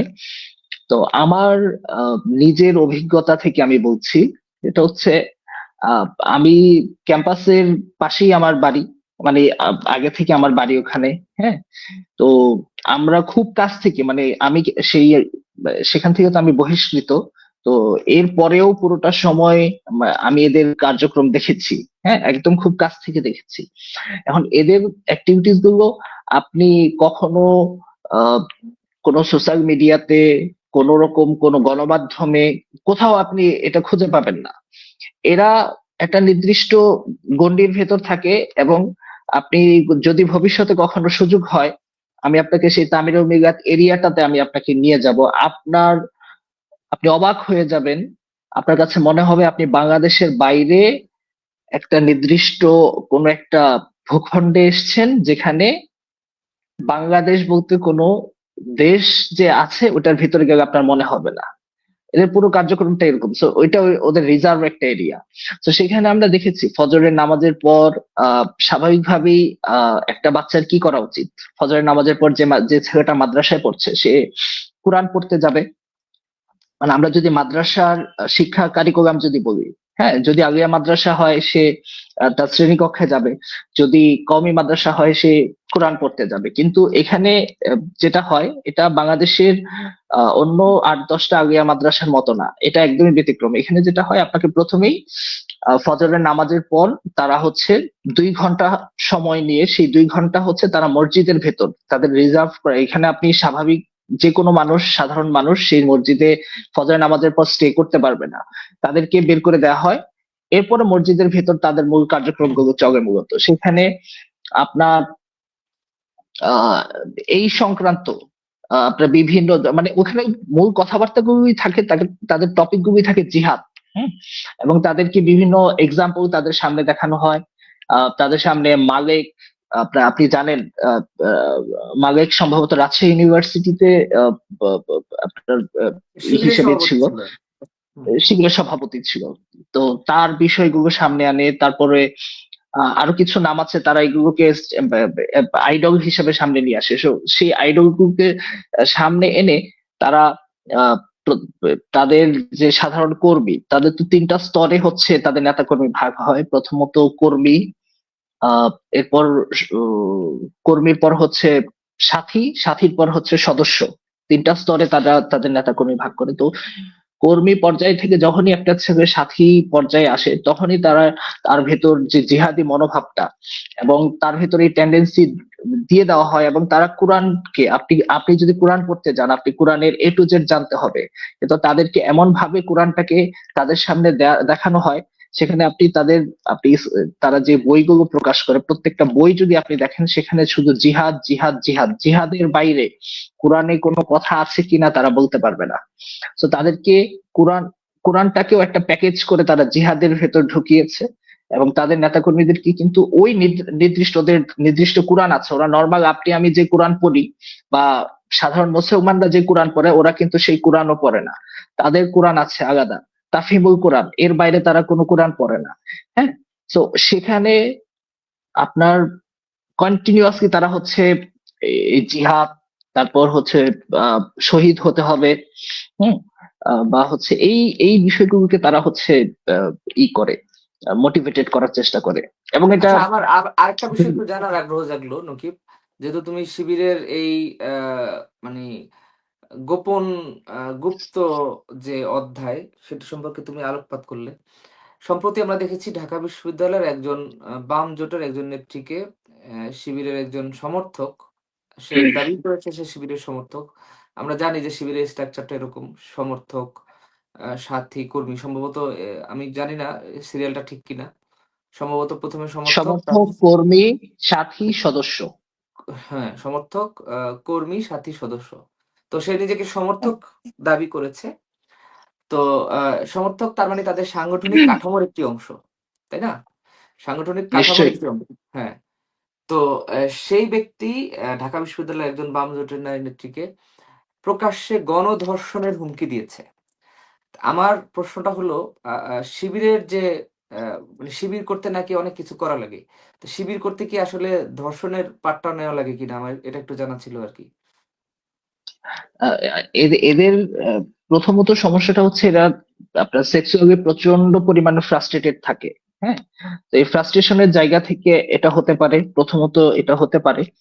এখন তাদের পূর্বপুরুষের যে কার্যক্রম, তাদের এক্সাম্পল তো তারা যদি 71 কে সামনে রাখে, তাদের পূর্বপুরুষ 71-এ কি করেছে সেটা তো তারা জানে। হ্যাঁ, সো সেটাই তারা শিখেছে। আমরা তো অত্যাচারিত হতে শিখেছি 71-এ, সেখান থেকে প্রতিরোধের মাধ্যমে বিজয় অর্জন করতে শিখেছি, কিন্তু তারা পরাজিত শক্তি, তারা শিখেছে ধর্ষণ কি করে করতে হয়, একজন নারীর সম্ভ্রম কি করে নষ্ট করতে হয়, সেটাই তো তারা শিখেছে। এখন এদের এদের আরেকটা সিস্টার অর্গানাইজেশন আছে, ছাত্রী সংস্থা। তো আপনি ছাত্রী সংস্থার কার্যক্রমগুলো যদি আপনি এদের যেই ক্যাম্পাস গুলোতে হয় আপনি দেখবেন, এরা প্রচন্ড পরিমাণে কানেক্টেড, এরা ছাত্রী সংস্থা এবং ছাত্র শিবির, এরা প্রচন্ড পরিমাণে কানেক্টেড। এবং আমি যদি এভাবেও বলি যে ছাত্রী সংস্থা তাদের ওই যে আপনার তারা জিহাদটাকে যেহেতু সামনে নিয়ে আসে, জিহাদের একটা অন্যতম ছিল, যখন মুজাহিদরা জিহাদ করতে যায় তারা যেভাবে বলে, তখন তাদের ভোগ বিলাসিতার জন্য সাময়িক সময়ের জন্য তারা হচ্ছে স্ত্রী গ্রহণ করতো, যেই দেশে যেত সেই দেশে সম্ভবত চুক্তিভিত্তিক এটাকে স্ত্রী। মুতা বিবাহ বলা হয়, আমি যতটুকু জানি। এটা আমি মুতা। সঠিক নামটা বলতে পারবো না, হ্যাঁ এরকম। তো এখন ছাত্রী সংস্থাটা হচ্ছে তাদের এরকম একটা রিজার্ভ একটা টিম, তাদের বিভিন্ন চাহিদা পূরণের জন্যই ছাত্রী সংস্থাটাকে বিশেষায়িত ভাবে তৈরি করা হয়। নকিব, এবং তুমি কিন্তু খুব স্পর্শকাতর একটি বিষয় তুলে এনেছো। মানে তুমি কি কোনোভাবে এটা বোঝাতে চাচ্ছ যে ছাত্রী সংস্থা আসলে জামায়াতের শুধু রাজনৈতিক পারপাসটাই সার্ভ করে না, জামায়াতের নেতৃবৃন্দের, শিবিরের নেতৃবৃন্দের যে যৌন আকাঙ্ক্ষা, চাহিদা, যে বিকৃত বাসনা, সেটিকেও তারা আসলে মানে যোগান দিচ্ছে, এরকম এরকম কিছু কি তুমি আসলে বলার চেষ্টা করছো কিনা? নিশ্চয়ই, এবং এ ধরনের ঘটনা আমি আমি আমার আমার মানে এটা কি বাড়ির ওয়ান পাশেই কাইন্ড অফ তো।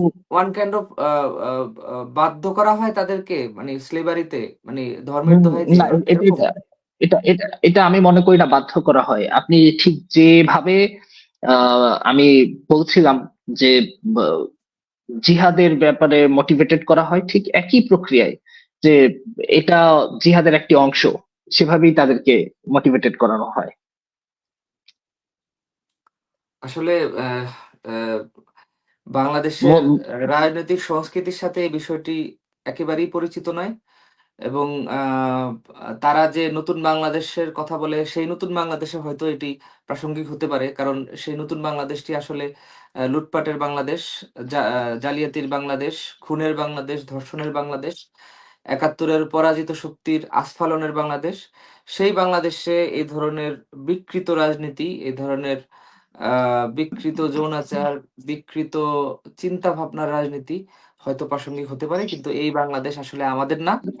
এই বাংলাদেশ পরাজিত শক্তির। তারা সাময়িক সময়ের জন্য এটিকে আমাদের কাছ থেকে ছিনিয়ে নিয়েছে, কিন্তু আমরা যারা মুক্তিযোদ্ধাদের প্রজন্ম আছি, আমাদের ধমনীতে শহীদের রক্ত প্রবাহমান, আমাদের প্রজন্ম, তারা নিশ্চয়ই এদেরকে ছেড়ে দিবে না, আমি এই আশা করি। আমি নকিবের কাছে আবারও আসবো। আমি তানজিলের কাছে শেষবারের মতো একটু আসতে চাই।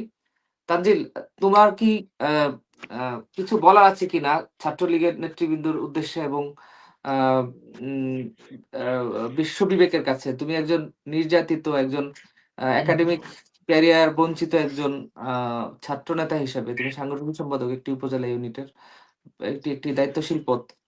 তোমার কি কোনো প্রত্যাশা, আশা আকাঙ্ক্ষার কথা তুমি বলতে চাও? হ্যাঁ ভাইয়া, প্রত্যাশা একটাই থাকবে আমাদের, যারা মুক্তিযুদ্ধকে ধারণ করি, যারা একাত্তরের পক্ষের শক্তি আমরা, তারা সবাই ঐক্যবদ্ধ হতে হবে, আবার দেশকে আবারও রক্ষা করতে হবে। কারণ দেশের যে পরিস্থিতি, দেশটা এক ধরনের পাকিস্তান, মানে অঘোষিত এক ধরনের পাকিস্তান তারা বানিয়ে ফেলতেছে। পাকিস্তানের অনেক কালচার এদেশে অলরেডি এস্টাবলিশড হয়ে গেছে। পাকিস্তানে যেভাবে মানুষ মারে, যেভাবে বোম মারে, যেভাবে মব হয়, যেভাবে, সেই জিনিসগুলো আমাদের বাংলাদেশে হচ্ছে। বাঙালি হলো সৌহার্দ্যপূর্ণ, সবার সাথে সবার ভালো সম্পর্ক থাকবে। তুমি কি যেহেতু ধরনের পাকিস্তানের কালচারটি তুলেছো, আমি তোমাকে একটু থামাই। কিছুদিন আগে আমি একটি সংবাদ দেখেছি, পাকিস্তানে একটি মেয়েকে ধর্ষণ করা হয়েছে। সেটির গ্রাম্য সালিশে তারা বিচার করেছে, যে ধর্ষণ করেছে তার বোনকে, যে ধর্ষিতা তার ভাইকে দিয়ে তারা আবার ধর্ষণ করিয়েছে। এটা হলো শাস্তি। তো পাকিস্তান হলো সেটা, ধর্ষণের বদলে ধর্ষণ করার মতো একটি বর্বর জাতি, এবং তাদের অনুসারী হলো জামাত শিবির। এবার আমি বলো। আমি আমি সেই জিনিসটাই, সেই পাকিস্তানি যে কালচার গুলো আমাদের বাঙালিদের প্রতি ঢুকানোর চেষ্টা করতেছে। তো আমাদের উচিত, আমাদের যুদ্ধ শুধু আওয়ামী লীগকে ফ্রি আনার জন্য না, আমাদের যুদ্ধ এই কালচারাল ড্যামেজের জন্য। যে পরিমাণ পাকিস্তানের কালচারাল অ্যাক্টিভিটিস গুলো আমাদের দেশে যে পরিমাণে ছড়িয়ে যাচ্ছে, সেগুলো থেকে আমাদেরকে বেরিয়ে আসতে, তরুণ প্রজন্ম সবাইকে, আপনার ছাত্রলীগ করতে হবে না, শুধু বাংলাদেশের পক্ষে যারা কাজ করবেন। আর ভাই, এটা তো প্রমাণিত যে 5ই আগস্টের পর থেকে কারা মুক্তিযুদ্ধের পক্ষে কথা বলে, আর কারা মুক্তিযুদ্ধের শুধু সাইনবোর্ড ব্যবহার করে, আর কারা পাকিস্তান বানাতে চায়, এটা একদম পাবলিকলি পরিচিত। তো সেইটা আওয়ামী লীগের একজন কর্মী, এক ছাত্রলীগের একজন কর্মী হিসেবে আমি প্রত্যেকটা ছাত্রলীগের নেতা কর্মীদের, এবং যারা ভুল বোঝে, সাধারণ শিক্ষার্থী যাদের উদ্দেশ্য দেশকে ভালোবাসা, 71কে বিশ্বাস করা, তাদেরকে এক হয়ে আমরা সামনের দিকে এগিয়ে যাব। এবং আবারও সেই মুক্তিযুদ্ধের চেতনা, সেই 71-এর চেতনা, সেই সৌহার্দ্যপূর্ণ আচরণ, ভাইয়ে ভাইয়ে সম্প্রীতি, সেগুলো এস্টাবলিশড করার জন্য আমাদের যা যা করণীয় আমরা সেই চেষ্টাটাই করব। এটাই আমাদের আপাতত সবার প্রতি অনুরোধ। আর ইনশাল্লাহ এটা সম্ভব হবে। কারণ মানুষ ভুল করলে, যখন ভুল করে করতে না পারলে, তখন মানুষ বুঝতে পারে না। কিন্তু 5ই আগস্টের পর যে কত ধরনের বড় একটা ভুল ছিল বাংলাদেশে, সেটা বাংলাদেশের মানুষ, আপনি এখন একটা রিক্সা চালকে উঠলেই, আপনি যদি অন্য ছদ্মবেশ সেজে কথা তুমি বলেন, কি এই দেখবেন যে, এই এই এই খুনি চক্রের কাছে কোনো বার্তা দিতে চাও কিনা? জি ভাই, বুঝতে পারিনি।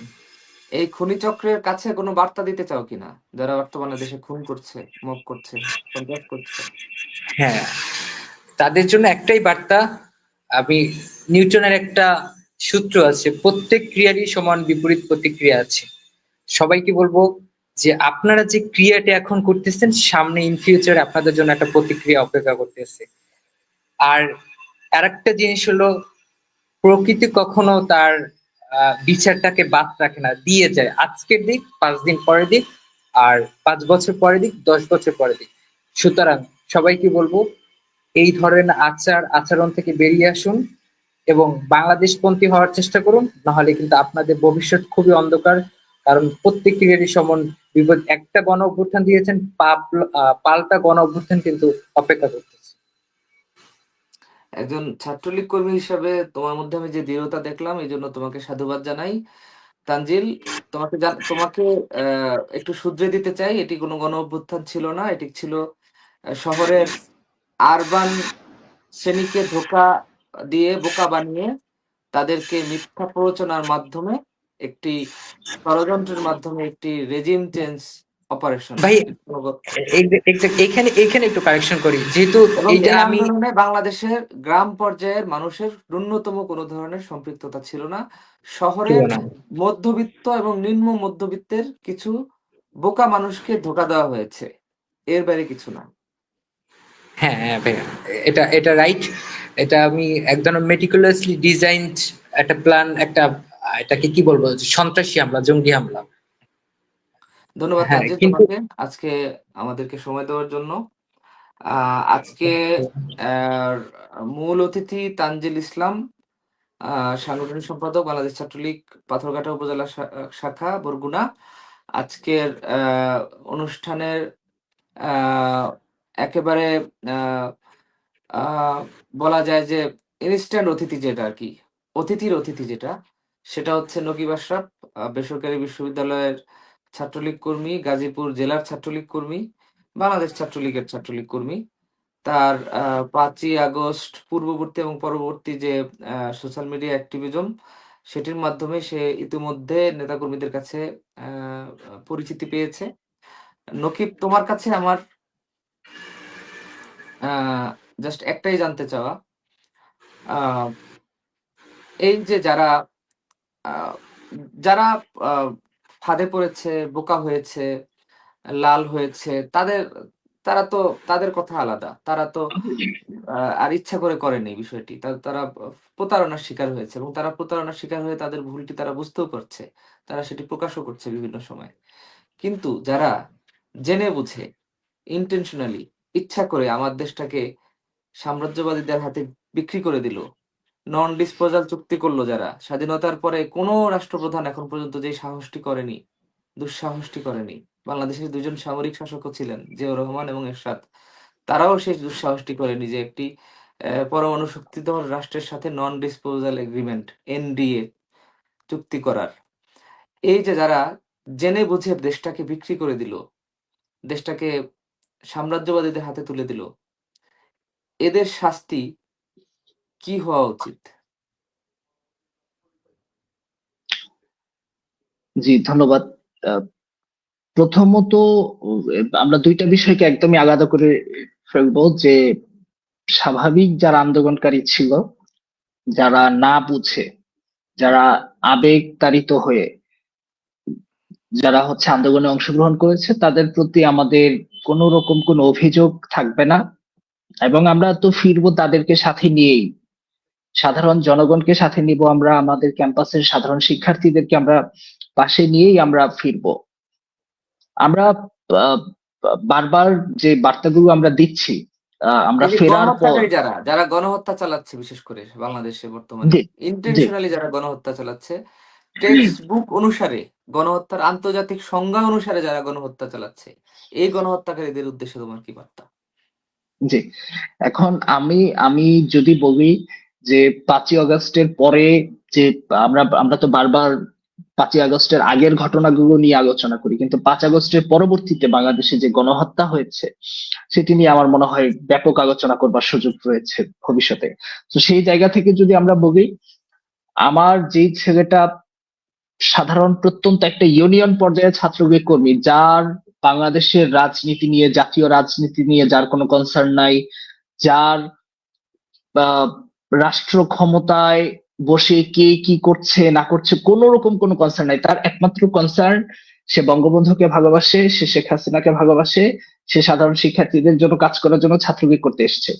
এখন সেই ছেলেটাকে বাড়িতে না পেয়ে যখন তার মা, আপনি নিশ্চয়ই জানেন, তার মা নামাজরত অবস্থায় তার মাকে যখন কুপিয়ে হত্যা করা হলো, এর জবাব কি হবে সেটা সেই ছেলেই সিদ্ধান্ত নিবে। সেটা আমরা মনে করি না আগামীতে অন্য কেউ সিদ্ধান্ত নেওয়ার ক্ষমতা রাখে। এর জবাব কি হবে সেটা সেই ছেলে সিদ্ধান্ত নিবে। পঞ্চগড়ের আমাদের আমার এক ইউনিয়ন ছাত্রলীগের সভাপতির মা সম্ভবত। হ্যাঁ, আমি সেটাই বলছিলাম। আহ, আমার যেই আহ, আহ, আমার যে বোনটি আহ, আমার যে বোনটি শুধুমাত্র ছাত্রলীগ করার দায়ে তাকে লাঞ্ছনার শিকার হতে হয়েছে। সে পরীক্ষা দিতে গিয়ে পরীক্ষার কেন্দ্র থেকে তাকে সম্ভ্রমহানি করা হয়েছে, টেনে হিচড়ে বের করে পুলিশের হাতে তুলে দেওয়া হয়েছে। এবং এই কাজগুলো করেছে যারা, তার প্রত্যেকেই আহ, আহ, কোনো মেয়ে ছিল না, তারা প্রত্যেকেই ছেলে। তো সে সিদ্ধান্ত নিবে এর বিচার কি হবে। আর সামগ্রিকভাবে বাংলাদেশের, আমি সবসময় একটা কথা বলি, বাংলাদেশের জন্মস্থান ধানমন্ডি 32। গোটা বাংলাদেশের প্রত্যেকটা 18 কোটি মানুষের ঘর বাড়ি যদি আমরা বিক্রি করে দেই, ধানমন্ডি 32-এর যে দাম, সে দাম উঠবে না। সে ধানমন্ডি 32-এর দিকে যারা হাত বাড়িয়েছে, এটার জবাব কি হবে, এটা ধানমন্ডি 32-এর সামনে দাঁড়িয়েই আমরা সিদ্ধান্ত নিব।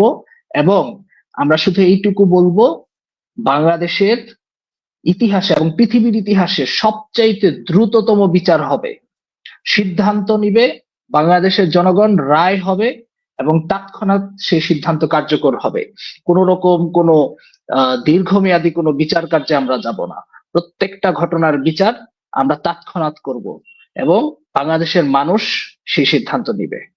কোন রকম কোন আহ যে ভুল আমরা হয়তো 71-এর পর করেছি, যেই নমনীয়তা আমরা 71-এর পর দেখিয়েছি, একই কাজ এবার হবে না।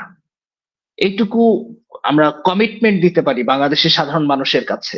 কারণ আহ, সেই 71-এর পর যদি আমরা আমাদের উদারতা না দেখিয়ে আমরা যদি তৎক্ষণাৎ সেই বিচারগুলো সম্পন্ন করতাম, তাহলে স্বাধীনতার 54 বছর পর বাংলাদেশের মাটিতে দাঁড়িয়ে আহ পাকিস্তানের প্রেতাত্মাদের আমাদের দেখতে হতো না। তো আমরা এবার ফিরে আমরা সেই দ্বিতীয় ভুল আমরা আর করব না, যেন আমাদের পরবর্তী প্রজন্মদের আবার এদের মুখোমুখি দাঁড়াতে হয়, এদের চেহারা দেখতে হয়, বা এদের পরবর্তী প্রজন্মের চেহারা যেন না দেখতে হয়। তো এই প্রজন্মটা এখানেই, এই রাজাকারদের প্রজন্মটা এখানেই শেষ করতে হবে এবং এটা চূড়ান্ত ভাবে শেষ করতে হবে। এবং সেটাই করবে এবার বাংলাদেশের মানুষ, সেটাই করবে। আহ বঙ্গবন্ধু কন্যাদের শত শেখ হাসিনা বাংলাদেশের রাষ্ট্র ক্ষমতা নিবে, শেখ হাসিনাকে সাক্ষী রেখে বাংলাদেশের মানুষ সেই বিচার কাজ সম্পন্ন করবে। ধন্যবাদ তানজিল এবং নকিব। তোমরা বাংলাদেশের দুই প্রান্তের দুটি জেলার ছাত্রলীগের কর্মী। তোমাদেরকে আমার ব্যক্তিগত পক্ষ থেকে অভিবাদন এবং আমি আশা করব তোমরা যেই দৃঢ় মনোবল নিয়ে এখন পর্যন্ত ছাত্রলীগের সাথে আছো, ছাত্রলীগের নেতৃবৃন্দের সাথে আছো, আওয়ামী লীগের সাথে আছো এবং বাংলাদেশের সাথে আছো। আমি মনে করি আওয়ামী লীগের সাথে থাকাই বর্তমানে দেশের সর্বোচ্চ দেশপ্রেমের অংশ হচ্ছে আওয়ামী লীগের সাথে থাকা। কারণ বর্তমানে দেশটা আসলে দেশ বিরোধীরা গিলে খাচ্ছে। সেই জায়গা থেকে তোমরা এই তোমাদের যে লড়াই সংগ্রাম, তোমাদের যে মনোবল, তোমাদের যে দৃপ্ত শপথ, সেটি দেখে আমার ভালো লাগছে। আমি আহ আরেকদিন শুনবো নকিব, তোমার সাথে কি ঘটেছিল জুলাই আগস্টে, জুলাই আগস্ট পরবর্তীতে তোমার এবং তোমার পরিবারের সাথে কি ঘটেছিল, তোমার সহযোদ্ধাদের সাথে কি ঘটেছিল, সেটা আরেকদিন আরেকটি পর্বে তোমাকে অতিথি করে আমরা শুনবো। আজকের আমাদের এই প্রোগ্রামে এই আলোচনায় অংশ নেওয়ার জন্য তোমাকে ধন্যবাদ। তানজিল, তোমাকেও ধন্যবাদ। তোমরা দুজন হ্যাঁ, আপনাকেও ধন্যবাদ। আর আপনার এই সুন্দর একটা প্রোগ্রাম, যে প্রোগ্রাম সম্পর্কে আমি একটু বলতে চাই, কারণ এই প্রোগ্রামটা আসলে আমাদের প্রত্যেকটা তৃণমূল নেতাকর্মীদেরকে যদি এভাবে কানেক্ট করতে পারেন এবং তাদের যে মনের কষ্টগুলা, অত্যাচারগুলা, সেগুলো যদি তুলে ধরতে পারেন, তাহলে সেটা আমাদের জন্য খুবই, যেমন আজ যতগুলো কথা বললাম, মনটা অনেক হালকা হয়ে গেল। কারণ প্রত্যেকটা তৃণমূল নেতাকর্মীদের ভিতরেই অনেক ধরনের চাপা ক্ষোভ, তারপর প্রচুর পরিমাণ, কারণ প্রত্যেকটা ছেলের সাথেই তো প্রচুর পরিমাণ অন্যায় হয়েছে ভাইয়া। আপনি সবাই আমি আসলে সেটাই চাচ্ছি যে আমাদের তৃণমূলের উপর কি ধরনের নিপীড়ন, নির্যাতন, গণহত্যা চালানো হচ্ছে সেটা বিশ্ব বিবেকের কাছে তুলে ধরার চেষ্টা করছি। পাশাপাশি যদি এই যে একটু, যদি একটু মনটা শান্ত হয়, দিন শেষে এরা তো হ্যাঁ, আমাদেরই ছোট ভাই বোন, আমাদেরই আত্মীয় স্বজন, আমাদেরই স্বজন, তাই না? আমাদেরই এই দেশের মানুষ, এই এই দেশের ভূমিপুত্র। তারাই হচ্ছে একাত্তরের ভূমিপুত্র, যারা বর্তমান বাংলাদেশে ছাত্রলীগের সাথে আছে, বা আওয়ামী লীগের সাথে আছে। তারাই এই দেশটার আসলে প্রকৃত মালিক। তো প্রকৃত মালিকের হাতে দেশের মালিকানা ফিরিয়ে দিতে হবে। আমাদের সেই লড়াই, সে দীপ্ত শপথ, বঙ্গবন্ধু কন্যা, যার যার জন্য আসলে আমাদের জীবন দেওয়ার শপথ ছিল। আমার হয়তো সেই সৌভাগ্য হয়নি, আমি আমি জীবনটা দিয়ে আসতে পারিনি, আমি ভাগ্যক্রমে বেঁচে গিয়েছি। কিন্তু তার জন্য লাখো ভাই এখনো জীবন দেওয়ার জন্য প্রস্তুত রয়েছে। তারা কথা দিয়েছিল শেখ হাসিনাকে, শেখ হাসিনা ভয় নাই, রাজপথ ছাড়ি নাই, শেখ হাসিনা ভয় নাই, আমরা আছি লাখো ভাই, ঝড় বৃষ্টি আধার রাতে আমরা আছি তোমার সাথে। তার ভাইয়েরা সেই কথা রেখেছিল। চট্টগ্রামের লাল দিঘি ময়দানেও তার ভাইয়েরা ইটের মতো তার চারিদিকে দেয়াল হয়ে দাঁড়িয়েছিল। এরশাদের পেটোয়া বাহিনী তাকে একের পর এক গুলি করেছে, কিন্তু তার ভাইয়েরা তাকে ছেড়ে যায়নি। একে একে 18টি লাশ, বা আরো বেশি, আমি যতদূর জানি 18 থেকে 22 জন নিহত হয়েছিল, কিন্তু তার ভাইয়েরা কিন্তু তাকে ছেড়ে যায়নি। 2004 সালের 21শে আগস্টে বঙ্গবন্ধু এভিনিউতে তার ভাইয়েরা কিন্তু তার জন্য কথা রেখেছিল। তার ভাইয়েরা তার জন্য বুক পেতে গ্রেনেড সহ্য করেছে, বুক পেতে গুলি সহ্য করেছে, তাও তার গায়ে একটি আঁচড়ও লাগতে দেয়নি। তো তার ভাইয়েরা বেঁচে ছিল বলেই 5ই আগস্ট এই সাম্রাজ্যবাদী রেজিম তাকে হত্যা করার দুঃসাহসটি দেখায়নি। কারণ জানে তার ভাইয়েরা তার জন্য জীবন দেওয়ার জন্য প্রস্তুত। তার ভাইয়েরা এখনো বেঁচে আছে। তার ভাইয়েরা এই দেশে আবারও তাকে তৃতীয়বারের মতো স্বদেশ প্রত্যাবর্তনে, তার বিজয় উৎসবে, বিজয়ে তার প্রত্যাবর্তনের উৎসবে বিজয় উৎসব করবে, সেই প্রত্যাশা রাখি। ধন্যবাদ তোমাদেরকে, ধন্যবাদ ছাত্রলীগ পরিবার, আওয়ামী লীগ পরিবার, বাংলাদেশ ছাত্রলীগকে। আমি আসলে প্রোগ্রামটা আর বেশিক্ষণ রাখতে পারছি না, এখন আমি শেষ করে দিতে হবে। তো আহ, সবাইকে ধন্যবাদ। জয় বাংলা, জয় বঙ্গবন্ধু। জয় বাংলা, জয় বঙ্গবন্ধু।